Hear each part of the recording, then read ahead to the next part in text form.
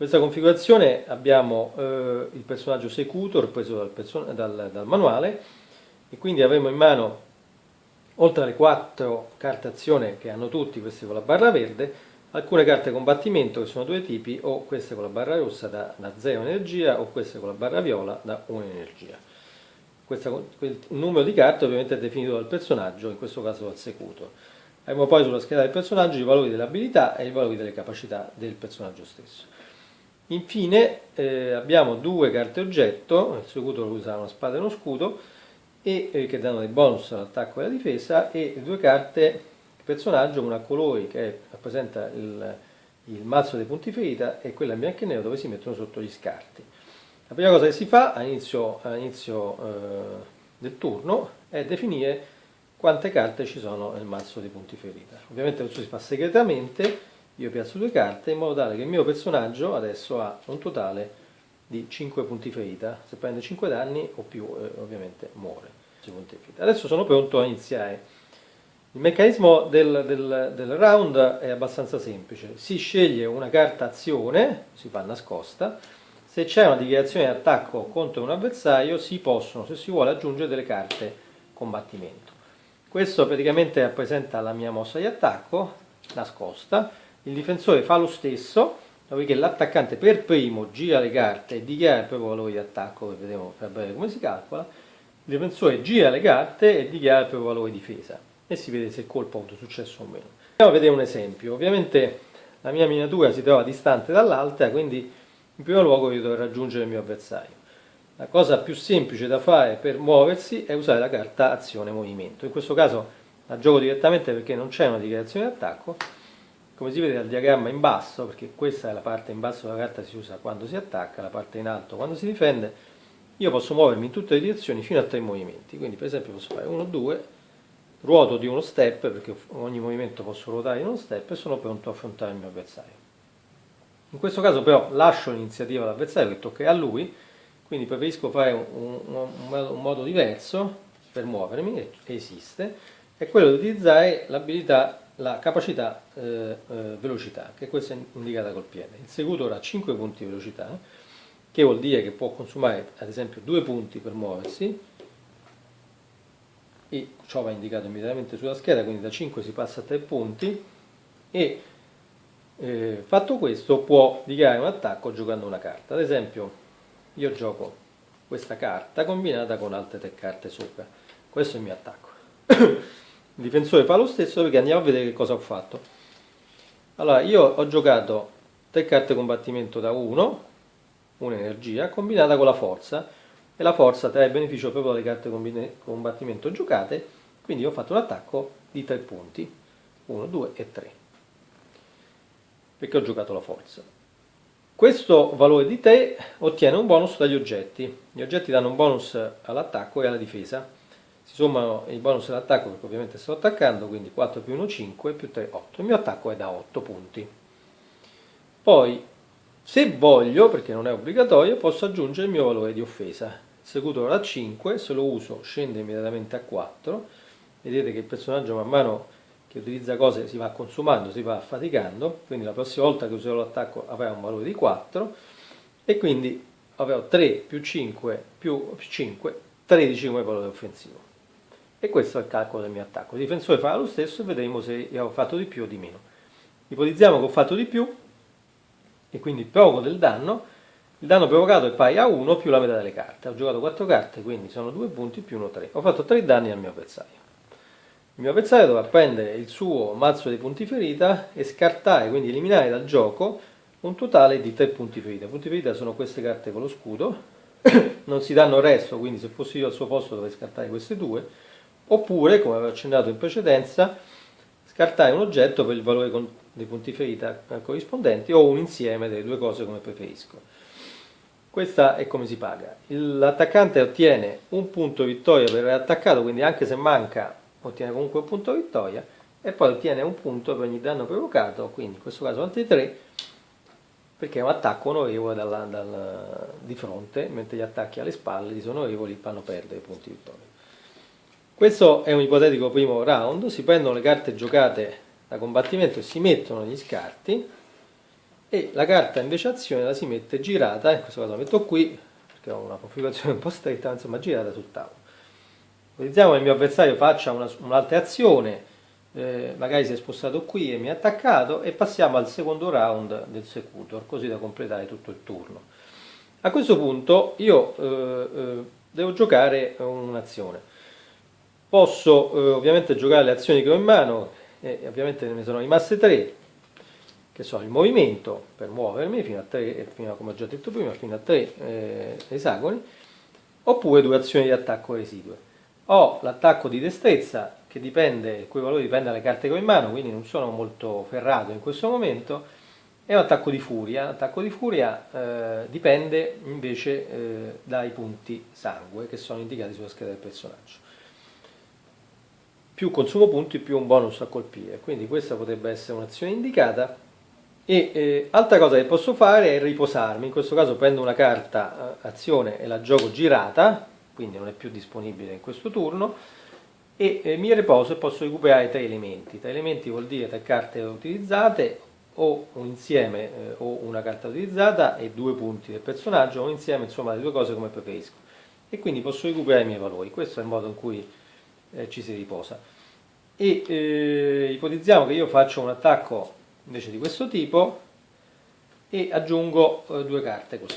Il mio avversario giocherà anche lui se vuole, insomma, se vuole prendere l'attacco lo prende, e dopodiché l'attaccante per primo girerà le carte. Io dichiarerò un attacco di furia consumando per esempio un punto sangue che scende a 4, ogni punto sangue mi dà un più 3, quindi ho un attacco di 3.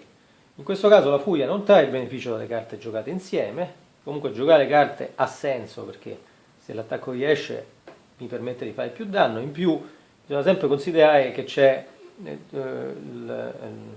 il tentativo da parte di un giocatore di ingannare l'altro giocatore, perché ovviamente se l'altro giocatore intuisce quello che stai giocando si potrà difendere al meglio. In più, se l'altro giocatore utilizza la stessa carta in difesa ottiene un bonus di più 5 a difendersi, e quindi è importante capire cosa sta facendo l'altro, quindi giocare carte in combinazione anche se inutili possono ingannare l'avversario. In questo caso quindi avrei fatto 3 di attacco, aggiunto sempre il mio 5 sarebbe 8, se voglio aggiungere di nuovo il 4 scenderebbe a 3, e a questo punto avrei il mio attacco di 12. Al solito il difensore, il mio avversario dovrebbe girare le carte, vedere il suo punteggio. Ipotizziamo in questo caso che la sua difesa sia migliore del mio attacco, uguale, quindi l'attacco non riesce. Io prendo comunque un punto vittoria, questi finiscono negli scarti e questa carta finisce qui. Poi toccherebbe il mio avversario e via dicendo. Andiamo adesso a vedere un altro round, sempre nella stessa configurazione, in cui ipotizziamo che l'attacco proviene dal mio avversario. Questo è l'attacco del mio avversario, ha giocato queste 3 carte contro di me e io dovrò difendermi utilizzando le carte azione. Diciamo che all'inizio del round io ho le 4 carte azione disponibili, quindi posso scegliere una qualsiasi. In questo caso quando si usa la difesa si deve vedere il diagramma posto in alto a destra. C'è un fatto importante da dire che se io gioco la stessa carta che ha utilizzato l'attaccante, quindi se lui ha usato la forza, io uso la forza in difesa che sarebbe il blocco, ottengo un bonus di più 5 alla difesa, quindi è molto importante riuscire anche a capire questo. Questo perché se devo affrontare un colpo di forza, il miglior modo è utilizzare il blocco. Se ho un colpo di destrezza invece devo reagire anch'io con una reazione di velocità, quindi una parata, e quindi indovinare è importante, lo stesso per la furia. Esce fuori un po' da questo discorso il movimento che in difesa esprime la schivata, che spiegherò tra breve. Allora, vediamo una prima possibile difesa. Io gioco in difesa la carta, se vogliamo, più semplice, che è una difesa di furia, che si chiama opposizione difesa, e sopra, in questo caso, non gioco nessuna carta, quindi la gioco anch'io coperta, l'attaccante rivela il suo colpo, l'attaccante mi ha attaccato con la destrezza, diciamo che ipotizziamo che in mano abbia 6 carte, con la destrezza trae giovamento dalle carte che ha in mano, la metà delle carte, quindi ottiene in più 3. Questi in questo caso non servono a nulla, perché giocati sul tavolo serviranno soltanto se l'attacco ha successo per provocarmi del danno. Allora lui ha utilizzato la destrezza, ipotizziamo che abbia fatto un punteggio di 12. Io giro a questo punto la mia carta, non ho utilizzato la stessa carta, quindi non ottengo nessun bonus. L'opposizione, che è la difesa della furia, dà un semplice bonus fisso di più 5. Quindi io in questo caso avrei 5 più i miei oggetti che mi danno più 4, quindi ho 9. Decido in questo momento se applicare anche il mio valore di guardia, che è 5, e se lo faccio questo scende immediatamente a 4 per il round successivo, e se lo faccio ovviamente l'attacco non ha successo, perché in questo caso avrei 5 più 4 9 più altri 5 14. Quindi diciamo che lo faccio e questo scende a 4. Il mio avversario prende comunque un punto vittoria perché ha fatto un attacco.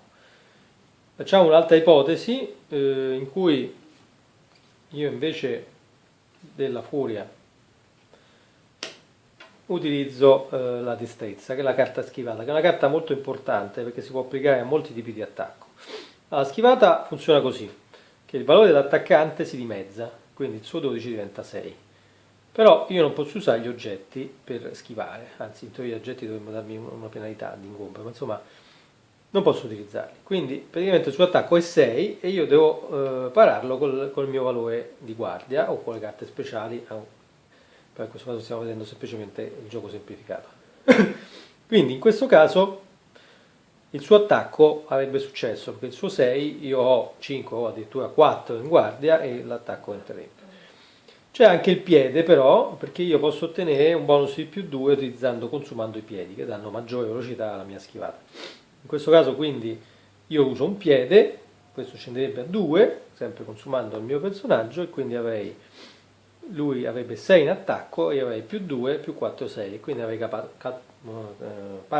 schivato il colpo, però pagando un piede. Le altre due carte funzionano esattamente come l'attacco, cioè utilizzando però la destrezza e la forza. Quindi in questo caso se gioco la carta forza dipende da quante altre carte gioco insieme. Per esempio in questa configurazione, esattamente come abbiamo visto prima l'attacco, la mia difesa in forza avrebbe un più 3 e la destrezza la stessa cosa, ma dipende dalle carte che ho in mano. In questo caso avrei 1, 2, 3, 4, 5, 6, 7, 8 carte in mano, quindi avrei un più 4. Ecco come funzionano i meccanismi di attacco e difesa. Ovviamente io posso usare le carte verdi che ho in mano o anche utilizzare le carte precedentemente giocate. Metti che io ho una configurazione di questo tipo, questa l'ho usata per attaccare, questa l'ho usata in difesa e questo serve a differenziare due cose. Quindi se voglio utilizzare questa dovrei pagare un sangue, per usare questa dovrei pagare 2 sangue. Questo aumenta la strategia del gioco perché il mio avversario sa cosa io ho giocato, anch'io vedo quello che poi ha giocato lui e quindi ci sono tutte deduzioni che derivano da questo aspetto. Se l'attacco ovviamente ha successo, in questo caso lui provocherebbe 2 punti danno perché ha giocato 3 carte, la metà per difetto è 1, più 1 di base, 2 punti danno che dovrei scattare da qui. In questo caso potrei eliminare questa carta completamente dal gioco, oppure potrei scattare un oggetto, ma in questa fase preliminare ovviamente non mi conviene.